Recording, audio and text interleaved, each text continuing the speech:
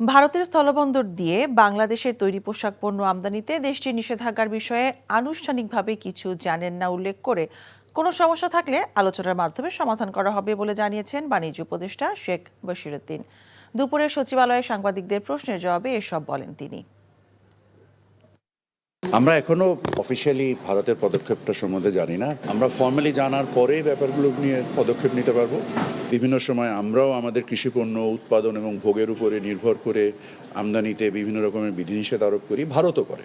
So এটা একটা চলমান প্রক্রিয়া, এটা একটা বাণিজ্য ব্যবস্থাপনার একটা প্রক্রিয়া এবং এই বাণিজ্য ব্যবস্থাপনার প্রক্রিয়াতে আমরা কাজ করছি এবং আমরা আশা করি যে যদি কোনো এই বিষয়ে কোনো সমস্যা তৈরি হয় আমরা উভয় পক্ষ আলোচনার মাধ্যমে এটার একটা উপযুক্ত পরিণতি। এই ঈদে জামা জুতো অ্যাক্সেসরিজের ডিসকাউন্ট।